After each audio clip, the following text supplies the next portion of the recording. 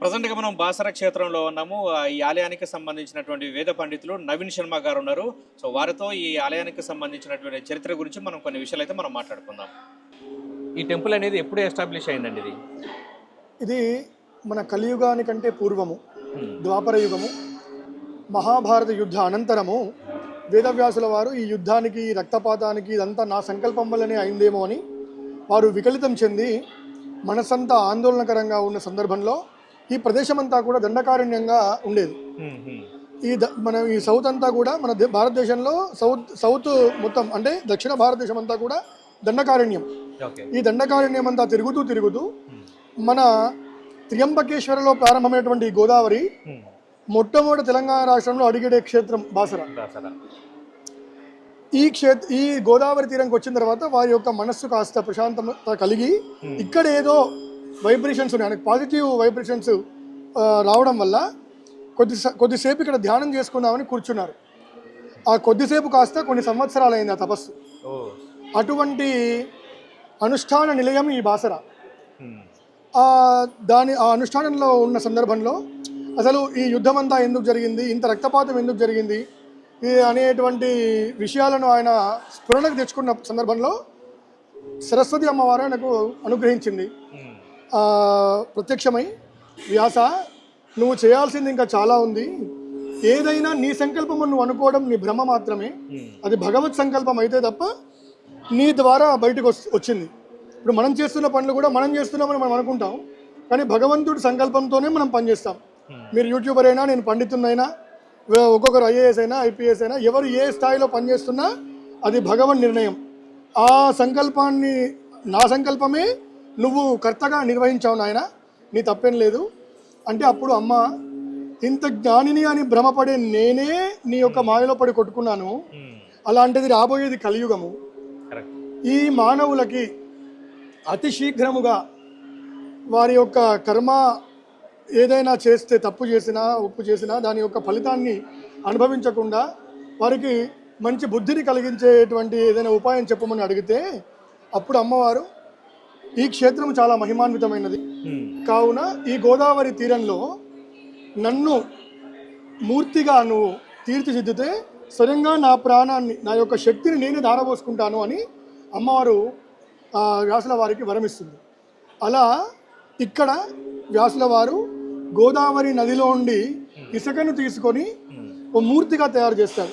అంటే మూర్తి ఎలా చేయబడుతుంది అంటే దానికి ధ్యానం ఉంటుంది. వీణా పుస్తక పాని వైహరిశిలావేది భవద్వేనివే అంటే ఒక మూర్తిని చెక్కాలంటే, ఒక మూర్తిని తయారు చేయాలంటే ఆ ధ్యానానికి అనుగుణంగానే మనం రూపకల్పన చేస్తామన్నమాట. ఇట్లా వీణా పుస్తకం చేతులు పట్టుకొని, అక్షమాల ఇవన్నీ పట్టుకొని ఉండే మూర్తిని వ్యాసుల వారి ఇసుకతో తయారు చేస్తారు. ఇసుక అంటే నల్లరేగడు మట్టి ఇక్కడంతా కూడా ఈ ప్రాంతం.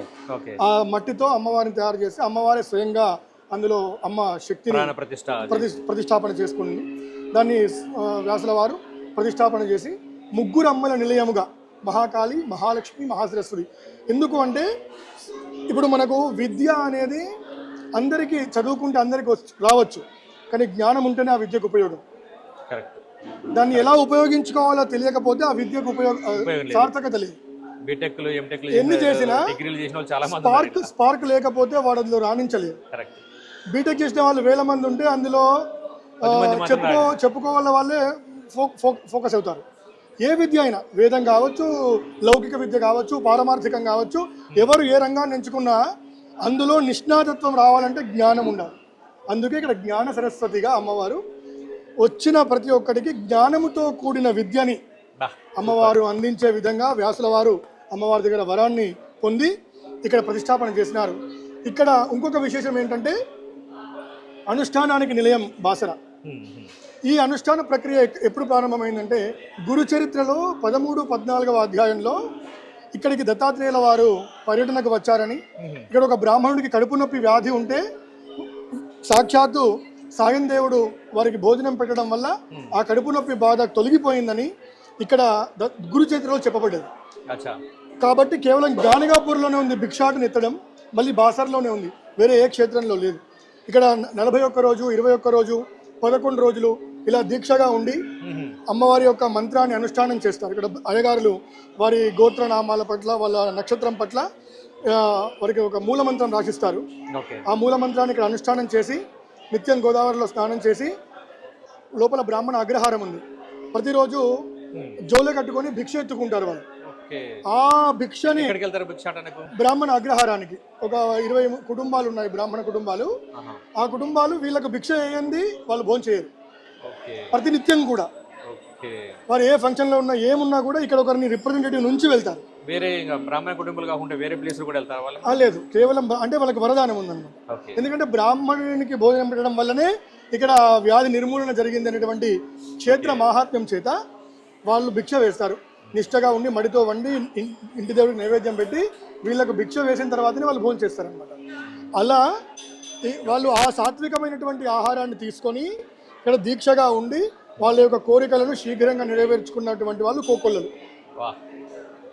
ఎంతో మంది పీఠాధిపతులు అయ్యారు. ఇది యాక్చువల్గా నాకు కొత్త పాయింట్. ఇది ఎన్నిసార్లు లాస్ట్ ఇయర్ రెండు, ఒకటి అమ్మవారు, రెండు ఈ భిక్ష, మూడు అమ్మవారి మొహానికి పెట్టినటువంటి పసుపు. ఆ పసుపు మహాత్మ్యం వల్ల మాటలు రాని వాళ్ళు ఉంటారు. ఇప్పుడు అసలు సృష్టిలో ఎంతో మంది అంగవైకల్యం ఉన్న వాళ్ళు చాలా మంది ఉన్నారు. అన్ని అవయవాలు సరిగ్గా ఉండేటట్టుగా పుట్టడమే అమ్మవారి అనుగ్రహం. అదే గొప్ప వరము. అందులో ఏమైనా మైనర్ లోపాలున్నా కూడా ఆ పసుపు రవ్వంతా నోట్లో వేసుకున్నతో అంటే దీక్షగా ఉండి ఖచ్చితంగా, అంటే విశ్వాసం అనేటువంటిది ప్రధానం కలియుగంలో. అదే ప్రధానం. తప్పకుండా నాకు ఇది అమ్మవారి అనుగ్రహం లభిస్తుంది అని చేస్తే లభిస్తుంది. విశ్వాస లోపంతో ఉండి మనం సంవత్సరాల కాలం తపస్సు చేసినా ఫలించదు. ఇప్పుడు మనం ఎట్లా అయిపోయిందంటే అమ్మవారు అనుగ్రహిస్తే నేను చేస్తా అనే పరిస్థితులకు మనం వచ్చాం, అనే దానికి మనం వచ్చేసాం. కానీ ఇస్తుంది, అందుకే నేను చేస్తున్నాను అనే సంకల్పంతో చేసి సిద్ధిస్తుంది. అందులో ఇది కలియుగం. ధర్మము 4 పాదాల మీద ఉండాల్సిన ధర్మము ఇవాళ 3 పాదాల ధర్మము. ఒక పాదంలో 4వ వంతులు ధర్మం ఉంది ఇప్పుడు మన ధర్మము. అటువంటి కలియుగంలో కేవలం మనకి ఇటువంటి క్షేత్రాలు, వీటి ద్వారానే మనం ధర్మాన్ని బోధించగలిగేటువంటి పరిస్థితి ఉంది. కావున సనాతన ధర్మము పరిడవిల్లేటువంటి మన ధర్మాన్ని మనం చాటి చెప్పుకునే అవసరం మనకు రావడం అనేది దుర్భరమైనటువంటి స్థితి. ఇతరుల వాళ్ళు ధర్మాన్ని ప్రచారం చేస్తున్నారు, మనం ప్రచార లోపం ద్వారా వెనక్కి పడుతున్నాం. దీన్ని మీలాంటి వాళ్ళు మీలాంటి ఛానళ్ళ ద్వారా తీసుకొచ్చి ఈ ధర్మాన్ని అభివృద్ధి చేసి ఇలాంటి క్షేత్రాలకు ఉన్నటువంటి వైభవాన్ని మీలాంటి వాళ్ళు చేయడం, అమ్మవారి అనుగ్రహం మీకు పరిపూర్ణంగా ఉండాలని మేము మనస్ఫూర్తిగా కోరుతున్నాం. తప్పనిసరి. ఒక చిన్న డౌట్ అండి. ఇప్పుడు వ్యాసుల వారు మండుతోటి తయారు చేశారు కదా గర్భాలయంలో ఉన్నటువంటి అమ్మవారిని. ఇప్పుడు జనరల్గా ఇప్పుడు వేరే టెంపుల్లో ఏంటంటే అమ్మవారు రాతి విగ్రహంతో ఉంటారు, పాలరాతి, నల్లరాతి, కృష్ణశిల ఇలా చేస్తున్నారు. కాబట్టి మనకు వాటి ఏమంటే మనం ఎవ్రీడే మార్నింగ్ చేస్తూ ఉంటాం కదా, రిచువల్స్ చేస్తాం. మనం రిచువల్ అభిషేకం చేస్తామండి. అభిషేకం చేసినప్పుడు ఎలా చేస్తారు? ఇక్కడ ఇదొక విశేషం. ప్రతి దేవాలయంలో రాతి విగ్రహాలు అయినప్పటికీ చాలా దేవాలయాల్లో వారానికి ఒకసారి అభిషేకము, నెలకోసారి అభిషేకము ఇలా ఉంటాయి. మరి ఆ వ్యాసుడి మహాత్మ్యమో అమ్మవారి అనుగ్రహమో తెలియదు. కానీ ఇక్కడ వంశపారంపర్యం నుంచి ప్రతిష్టాపన జరిగినప్పటి నుండి నేటి వరకు ప్రతినిత్యము అమ్మవారికి అభిషేకం జరుగుతుంది. మీరు అనుకోవచ్చు ఇసుకమూర్తి అన్నారు మీరు, నిత్యం అభిషేకం చేస్తారు అని. అదే వ్యాసుడి గొప్పతనం.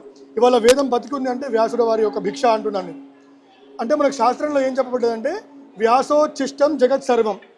ఈ జగత్ అంతా కూడా వ్యాసుని ఎంగిలి అని చెప్పబడ్డది. అంటే వ్యాసుడు ముట్టనిది ఏది లేదు. అంటే 54 తెలుగు అక్షరాలు ఉంటే వ్యాసుడు వాడిన అక్షరం లేదు. అర్థమైందా? 56 తెలుగు అక్షరాల్లో వ్యాసుడు వాడని తెలుగు అక్షరం లేదు, వ్యాసుడు వాడని వ్యాకరణం లేదు, వ్యాసుడు వాడని శ్లోకం లేదు. 18 పురాణాలు రాసిన వ్యాసుడు 4 వేదాన్ని 4గా విభజించినటువంటి మహా పండితుడు ఆయన. ఆయనకున్నటువంటి శక్తిని అంతా ప్రయోగించి అమ్మవారిని ఇసుక ఘనీభవం చేశాడు. నేటికి అమ్మవారికి ప్రతినిత్యం అభిషేకం చేసినా రవ్వంతా కూడా అమ్మవారికి కరగదు. అది ఇక్కడ విశేషం. అంటే ఇక్కడికి వచ్చినటువంటి భక్తులు ఒక రోజు ఇక్కడ నిద్ర చేసి సాయంత్రం పూట అమ్మవారికి మహాపూజ జరుగుతుంది, హారతి ఉంటుంది. సాయంత్రం 7:30 సమయంలో ప్రతినిత్యము ప్రతిరోజు ఉదయం 4 గంటలకు సుప్రభాతము, 4:30కు అభిషేకం ప్రారంభమవుతుంది. అభిషేక సమయంలో పాల్గొన్న ప్రతి భక్తుడికి అమ్మవారి నిజరూప దర్శనం జరుగుతుంది. 4:30 ఉదయం, ప్రతిరోజు ఉదయం 4:30కు అమ్మవారికి అభిషేకం చేస్తారు. ఆ సమయంలో ప్రతి భక్తుడికి నిజ రూపంగా అమ్మవారి దర్శనం జరుగుతుంది. ఇప్పుడు ఇలా చూస్తున్నారు కదా, అభిషేకం ముందు చూసిన అమ్మవారికి అలంకరణ తర్వాత అమ్మవారికి 100కి 150% వ్యత్యాసం ఉంటుంది. మనం ఈ అమ్మవారేనా అనుకునేంతలా ఉంటుంది.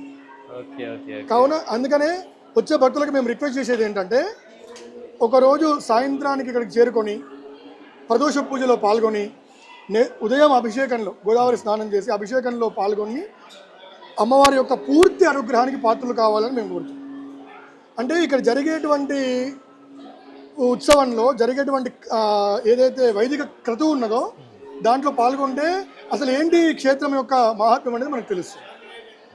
ఏదో వచ్చామా అక్షరాభ్యాసం చేసుకున్నామా వెళ్ళిపోయామా అనేటువంటి కాకుండా, యాక్చువల్గా ఏంటంటే ఇవి చెప్పారు కదా మీరు, గివ్ అండ్ టేక్ లాగా వచ్చినావా అక్షరాభ్యాసం వెళ్తామని కాకుండా, అంటే ఈ పూర్తి సమాజము అంటే మీరనే కాదు అందరం కూడా షార్ట్ కట్ లో పడిపోయినాం కాబట్టి, అంటే నిత్య నైమిత్తికాలు ఎక్కువైపోయినాయి కాబట్టి ఈ కలి ప్రభావం మన దోషం కాదు.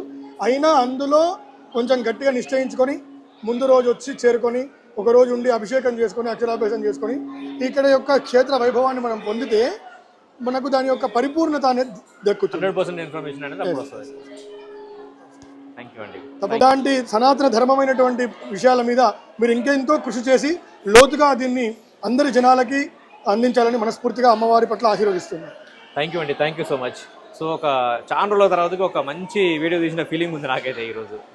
అది అమ్మవారి అనుగ్రహం. ఎందుకంటే సృష్టి అంతరికి కూడా ఇప్పుడు బ్రహ్మదేవుడు సృష్టి చేశాడు, జ్ఞానం ఇచ్చింది మళ్ళీ అమ్మవారే. అందుకే నేను ఒక స్లోగన్ రాసుకున్నాను, సృష్టికర్త బ్రహ్మ జ్ఞానదాయిని మన అమ్మ అని. ఎందుకంటే బ్రహ్మదేవుడు సృష్టి చేశాడు, బ్రహ్మదేవుడే అమ్మవారిని వేడుకుంటాడు వీళ్ళకి ఎలా చేయాలని. అప్పుడు అమ్మవారే జ్ఞానాన్ని ప్రసాదించి వీడు ఈ పని చేయాలి వీడు ఈ పని చేయాలని నిర్ణయించింది అమ్మ. కాబట్టి మనకు తొలి గురువు అమ్మ, జగన్మాత మన అమ్మ. థ్యాంక్ యూ అండి.